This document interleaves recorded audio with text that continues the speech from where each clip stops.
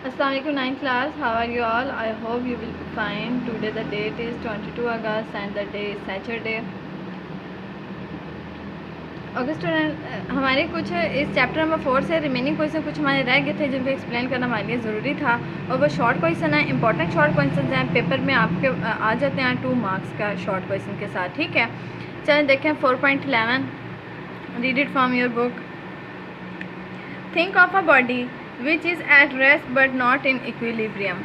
वो कह रहे हैं कि वैसे तो हम कहते हैं कि अगर बॉडी हमारे पास रेस्ट में हो तो वो इक्विलिब्रियम पोजीशन में होता है। अब वो कह रहे हैं हमें कोई एक ऐसी एग्जांपल दें जिसमें जो ऑब्जेक्ट है वो रेस्ट में भी हो और हम ये भी कहें कि वो इक्विलिब्रियम पोजीशन में नहीं है।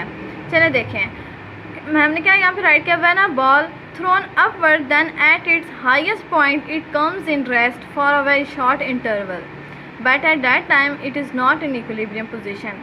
क्या राइट हुआ है यहाँ इधर? वो कह रहे हैं कि एक बॉल है, जब हम उसको अपवर्ड ऊपर की तरफ जब हम फेंकते हैं तो एक हाईएस्ट पॉइंट आता है उस बॉल का, जिस पॉइंट के जिस हाइट पर पहुंचने के बाद वो वापस जो बॉल है वो डाउनवर्ड मूव करती है। तो क्या है, जब हम बॉल ऊपर की जाने फेंकते हैं, फॉर एग्जांपल ये इसका पॉइंट है, इस पॉइंट पर आकर हमारे शॉर्ट इंटरवल के लिए, बड़ी स्मॉल मोमेंट के लिए वो रेस्ट में आता है एंड देन अगेन वो वापस मूव कर जाता है, ठीक है। अब ये जो पॉइंट है इसका रेस्ट का है, लेकिन फिर भी ये इक्विलिब्रियम में क्यों नहीं होता? बिकॉज इसे डाउनवर्ड मूव भी करना होता है, ठीक है। तो ये हमारे पास एक ऐसी एग्जांपल है बॉल से रिलेटेड जो बॉडी रेस्ट में तो होती है बट इक्विलिब्रियम पोजीशन में नहीं होती। Next question 4.12, why a body can not be in equilibrium due to single force acting on it. वो कह रहे हैं कि एक बॉडी जो है वो इक्विलिब्रियम में क्यों नहीं होती अगर उस पर सिंगल फोर्स अप्लाई की जाए। स्टूडेंट, हमने डेफिनेशन में ये पढ़ा था कि एक बॉडी इक्विलिब्रियम में उस कंडीशन में होती है जब उस पर नंबर ऑफ फोर्सेस का जो रिजल्टेंट है वो इक्वल्स टू 0 हो। अब यहाँ पर वो बात कर रहे हैं सिंगल फोर्स का, तो सिंगल फोर्स का क्या होता है हमारे पास? A body can not be in equilibrium by single force because it produce acceleration. वो क्या प्रोड्यूस कर रही होती है? एक्सेलरेशन प्रोड्यूस करती है, सिंगल फोर्स से एक्सेलरेशन प्रोड्यूस होता है। अच्छा स्टूडेंट देखें, अब बॉडी जो है वो एक्सेलरेशन प्रोड्यूस करती है, it means that acceleration change होने के साथ साथ उसकी वेलोसिटी भी चेंज होगी।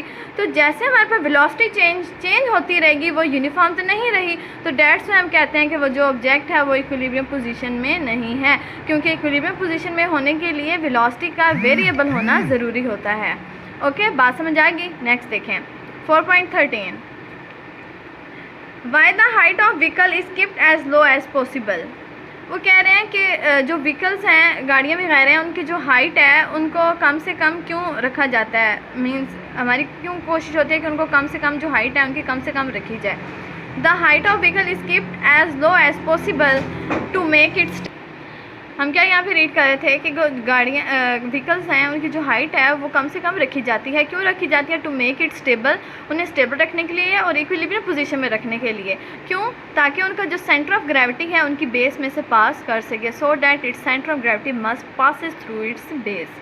ओके, बात समझ आ गई कि गाड़ियों की जो हाइट है वो कम से कम क्यों रखते हैं? ताकि गाड़ियाँ जो वो क्या रहें, स्टेबल रहें, उनके एक्सीडेंट के जो चांस है वो क्या हो जाते हैं, कम हो जाते हैं, और इसलिए भी so that its centre of gravity must passes through it's base. Okay, समझ आएगी? अल्लाह हाफिज़, शुक्रिया। कल से हम इसके न्यूमेरिकल स्टार्ट करेंगे। ओके, थैंक्स, अल्लाह हाफिज़।